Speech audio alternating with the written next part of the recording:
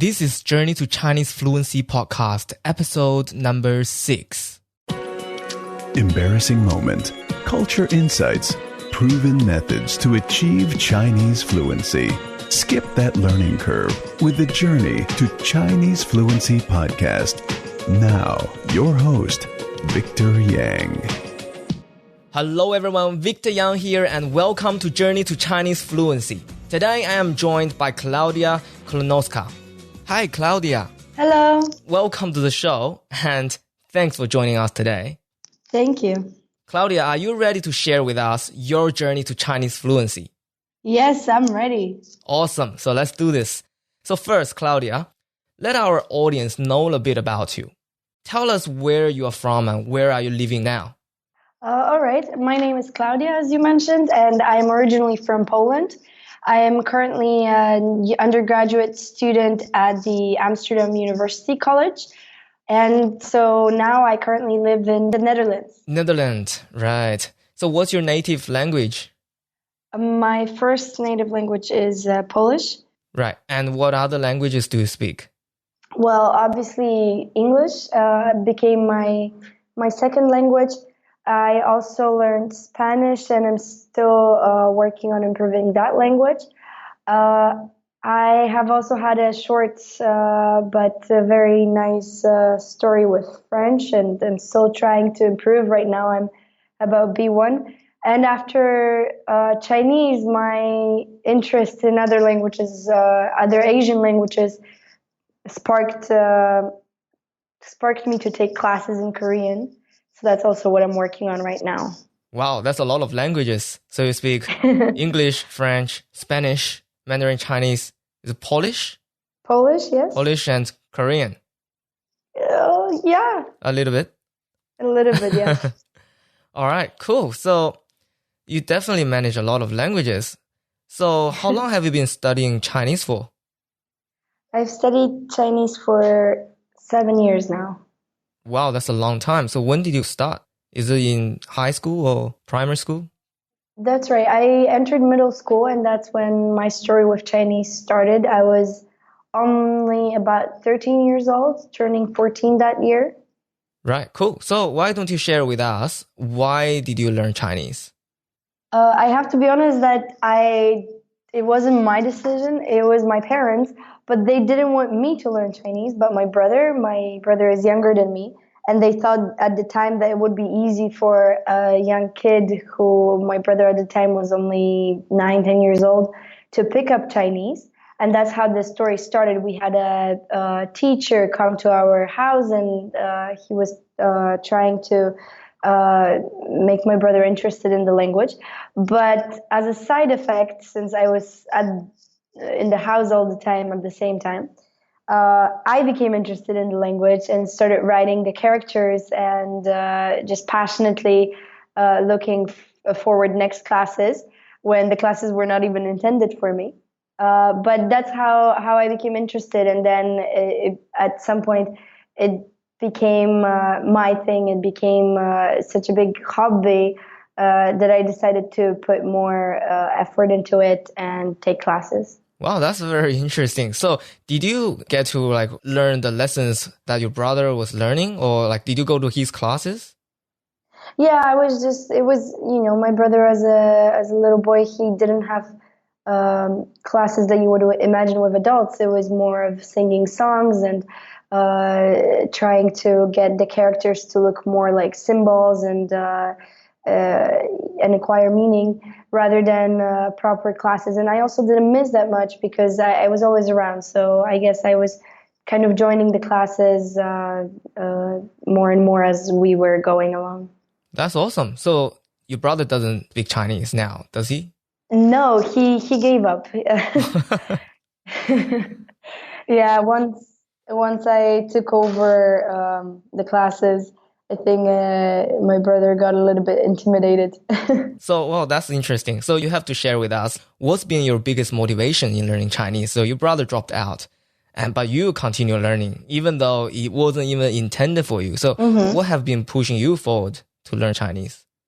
At first, it was just the interest of the language. I was fascinated at that age by the characters themselves and how words could have a meaning that's expressed in a very different way than what I was used to with my Latin language. Uh, but later on, it also, my other motivation was to understand the Chinese culture. I met so many interesting people through my dad, who at the time had business relations with many Chinese companies. And so we had his friends come over to Poland, and I met many of them as well. And just being more and more familiar with the culture and the country was, for me, in my eyes, only possible through the language. So that's why every time I learned new words, every time I learned something new about about the language, I felt like I'm becoming more familiar with the culture itself. Wow, that's definitely a good reason to continue learning, since you mentioned your dad is working with Chinese businesses, isn't it? Yes, yes. Cool. So what's been your method of learning Chinese? What's been the most effective technique or method that's been working for you? I think at the very beginning of learning Chinese, it's very important to be consistent with learning the characters, not trying to omit one or another just because at the moment it might not seem significant. I think that every word I learned, and that was very helpful for me, to write it down as many times as possible. During my classes in my middle school, I remember I was sometimes bored during my classes, and I would take out my notebook for my Chinese classes and just write over and over and over the same characters, just to be able to grasp how they're formed and what each part of it actually means. And I think that's very, very crucial. And another method is being able to listen to a lot of Chinese audio, not necessarily responding to it, but even in classes, listening to the teacher and trying to really concentrate on what the different tones mean and how they're used in sentences. And in that sense, listening to Chinese audio, it can be done in many different ways. I think some people, of course, listen to music, or others try to find proper movies or just podcasts on the internet. I think for me, it was being able to be in a Chinese environment as much as possible.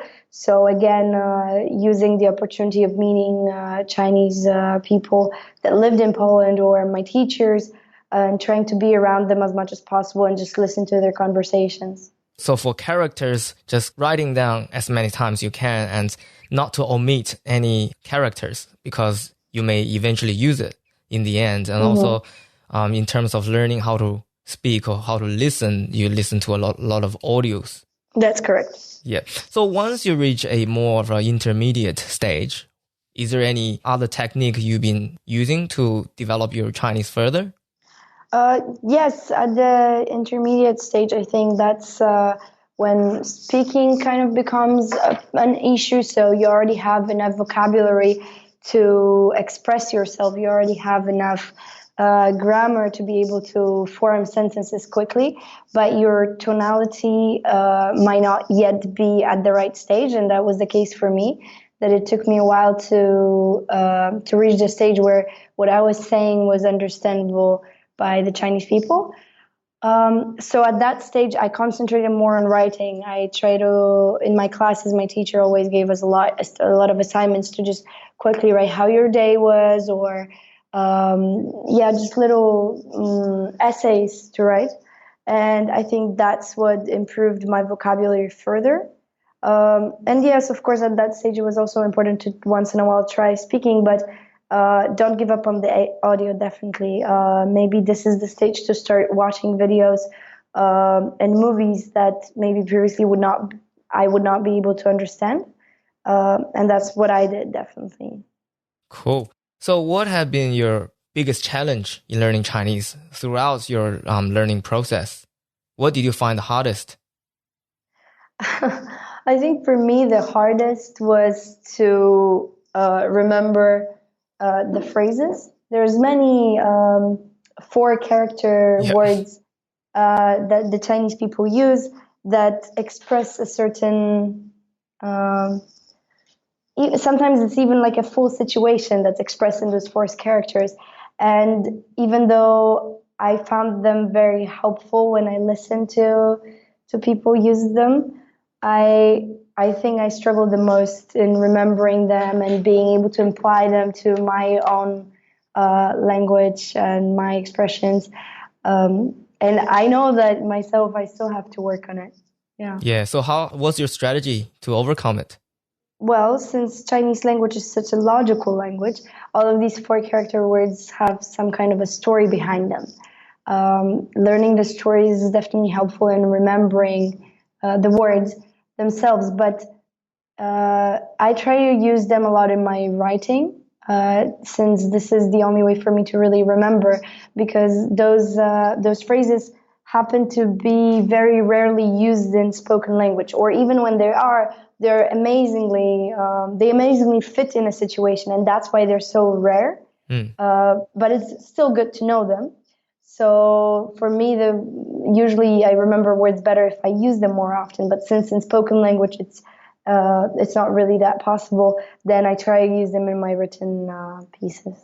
During your learning Chinese process, did you need to deal with any Chinese accent or dialect that you find it hard to listen to? Yes, I think for me, at the stage where I was about a B1 turning B2 level, I was in Shanghai, and that was the time where it was very difficult for me to understand their accent. But other than that, I think I usually find Chinese people being able to switch to this standard Mandarin that we hear in the news more often than. Yeah. Right. So when you were in Shanghai, did you hear people speak in Shanghainese, or did you hear people speak Mandarin with a Shanghai accent? I would say it was Mandarin with Shanghai accent. Right. I think in there it's it's a very strong accent, I would say. Yeah. But even then, I also got used to the Beijing accent when people speak Mandarin. So I think in a lot of ways it's not a problem to communicate with them. I was able to always adjust, and or if not me, then the person I was communicating with, they were able to adjust. So there was never a problem to really, to such an extent that I wouldn't be able to get the message across. Yeah, sure. So maybe at the beginning you find it difficult to understand what they're talking about, but after a while you kind of understand like what they're saying. That's correct. Right. So share with us an embarrassing or funny moment when you were learning Chinese.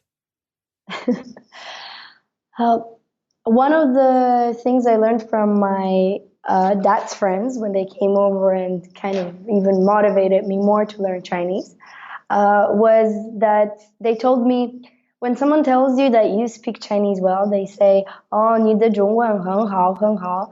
Then they told me it would be polite to answer 哪里,哪里, as in, oh no, like at that time I understood it to be something like being polite and saying, no, you're right, it's good, but not really.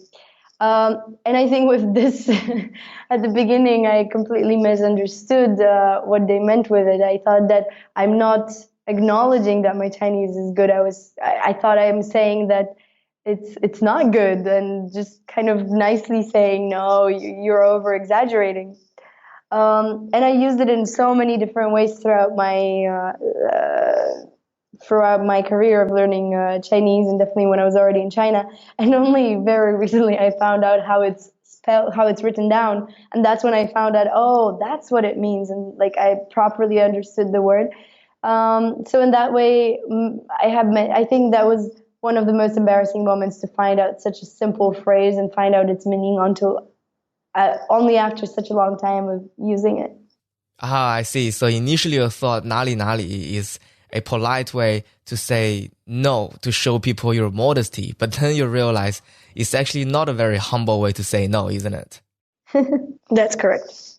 Well, so tell us a success story, a most rewarding moment after you have become fluent in Chinese. My most rewarding story, it was definitely this summer. I had a chance to be in China again, working with Jinhua municipality. It was a local project that we had many students from all around the world come together to improve the tourism industry in that region and create materials for foreigners to be able to orientate themselves in the Jinhua district. And we were sent to one of the smallest villages in China. It was there were only 140 families, and we stayed with them. And many of my friends that came for this program, because it was not a requirement to speak Chinese, many of them had no idea how to communicate with the locals. And obviously, locals being mostly older generation, because the youngest have already left the village, did not speak any English. So that definitely was the most rewarding moment for me. When arriving at that place, I felt like I'm the only linking person between the locals and the foreigners. And it felt, at that point, it definitely felt like the entire hard work that I have put into Chinese has been worth it, because we learned a lot from the locals. We not only learned about, it wasn't just communication about what am I eating, even though this was very important for the foreigners as well, but it was also much more. It was about the traditions, the funerals, the weddings. It was about daily life and how they feel about their children being gone from the village, how they imagine, the future after we're gone. It was a lot of very deep conversations, and I know that the evenings that we had in that village together with my friends would have been completely different if not for the fact that I was able to communicate with them in Chinese. It was definitely worth it. Fantastic story. So since you mentioned about there's a bit of culture difference. So share with us one special thing about the Chinese culture that is different to your own culture. It's not necessarily different, but this is the part of the Chinese culture that I found most interesting and also most appealing to me. Being in Beijing, I found out how respectful people are to each other, and especially when it comes to people of higher rank or older people. In that sense, as I was, of course, taught, this whole hierarchy and respect comes from Confucianism. And it's not necessarily that in Polish culture we don't respect each other that much, but it's more that in the Chinese culture it's really prevalent across all dimensions. It's definitely visible when there's teamwork, that a person maybe with more experience is respected more, and their decision is being taken as a final one, rather than everyone questioning the authority of the higher person in that situation. And that was the part of the Chinese culture that I found to be very helpful in establishing a society that works as properly as the Chinese one does. And also in the fact that China is a huge country, and it's very difficult, of course, to, even in terms of culture, talk about one Chineseness. But it was something that I saw to be true for wherever I went, that people definitely had that mindset of respecting the other. That's a great insight into the Chinese culture. So you definitely need to pay respect to the elders. You have to just be respectful when you say things, rather than saying something against their ideas, even they're wrong. So that's something to keep in mind. Well, so what's your favorite city in China? Chengdu. Oh, why is that? It was also during this summer that I had a chance to visit Chengdu. And I loved the mix between the modern architecture, and at the same time, the very the fact that Chengdu is still much of the city of only Chinese people. Beijing is also very modern, and it also has been developing very fast, the same like Shanghai. But what I found out is that a lot of those coastal cities, the very big ones that I mentioned, have many foreigners. And being a foreigner living in Beijing, it was inevitable that I became part of that group and have at times even maybe spend more time with the foreigners rather than the Chinese people.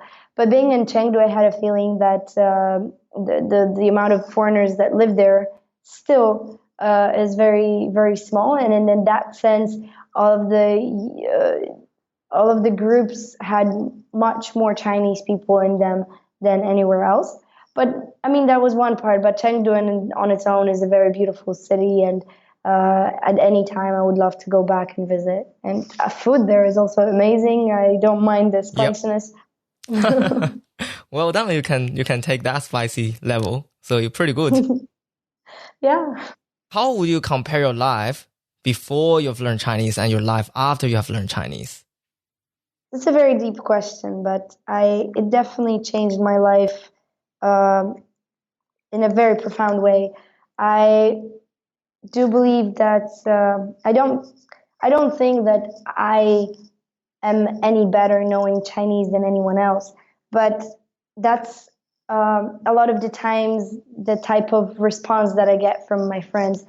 There's a certain image that comes with Chinese, that being able, especially as a non-Asian person, being able to learn Chinese is very difficult. And I'm not denying the fact that it is. It's just that all of a sudden being able to cross that barrier of learning the characters, learning the tonality, people really do appreciate it, and they really do look up to a person that has managed the challenge. And in that way, relations with not only my colleagues here in Europe have changed, but also being in China, Chinese people have received me in a completely different way, being able to talk to them, being able to express what I have to say. I felt like I am welcome there, and that China could become my home. While this was not the case before I learned Chinese, it was a completely different perspective that the Chinese people expressed towards me. That's one part of the story. That's definitely like my individual approach to it. On the other hand, it also, of course, changed my life in the sense that being able to speak Chinese definitely opens a number of doors. I have been able to achieve a number of things that or opportunities that I have been able to catch on that otherwise would not have been possible. For example, internship at the Polish embassy in Beijing.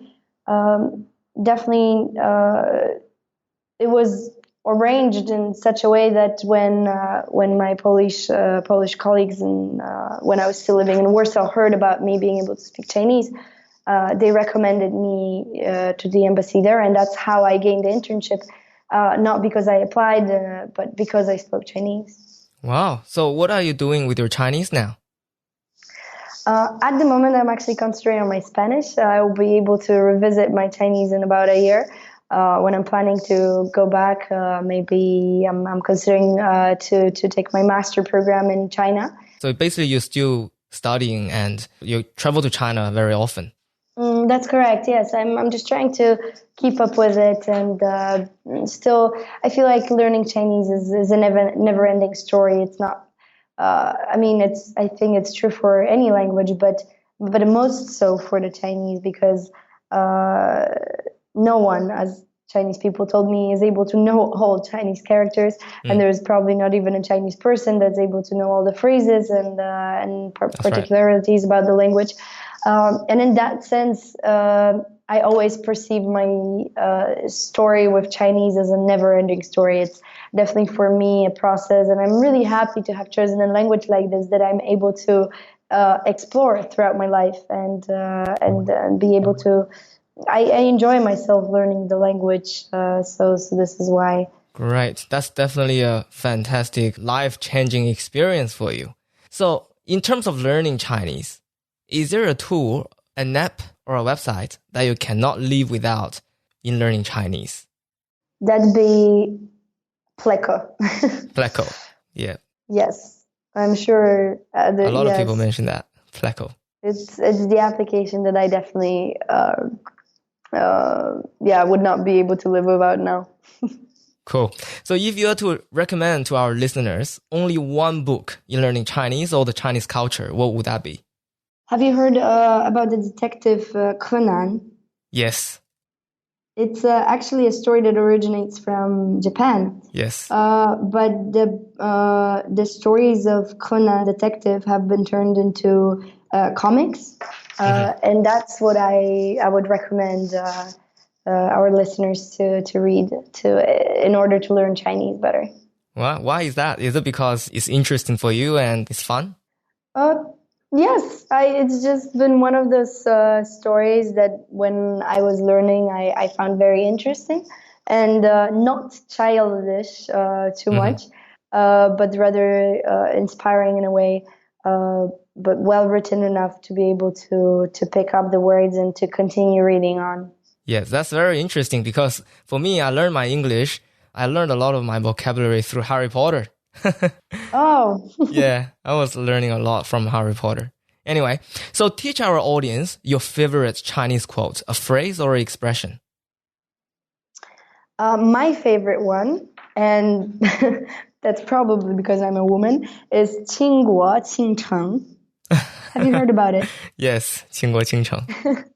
倾国倾城. That phrase, should I explain? Or? Yeah, sure. This phrase means that a woman that we refer to is lovely enough to cause the fall of a city or a state. So it pretty much is like saying that the woman is devastatingly beautiful, which I find inspiring that there is a word for it. Yeah, it's so beautiful that the whole city has turned over for you, kind of like that. Exactly, and the listeners should look into the history of that phrase. Awesome. So if you are to give our listeners one single piece of advice in learning Chinese, what would that be? Don't give up. It's worth it. It's worth the hassle. And I would say, while learning Chinese, find the passion for it. Appreciate the language for what it offers. The logical characters, the logical grammar that the language has. It's a long process, but it's a very rewarding one. So don't give up. Yep, don't give up. It's worth it. Fantastic advice. So how can our listeners reach you? They can message me on WeChat. My ID is KKLON18. I'll be very happy to answer any questions. Fantastic. So all the resources and your WeChat will be posted on our show notes at the end of the show. So thank you so much, Klaudia, for your time sharing with our audience your journey to Chinese fluency. Thank you so much, Klaudia. Thank you very much for having me. To our listeners, the show note is now available at ChineseTalkEase.com/6. TalkEase is spelled as TALKEZE. Do you want to learn Chinese for free? Start your own journey to Chinese fluency with my video lessons at ChineseTalkEase.com. TalkEase is spelled as TALKEZE. Also remember to join our Facebook group. Just head over to TalkChineseCommunity.com.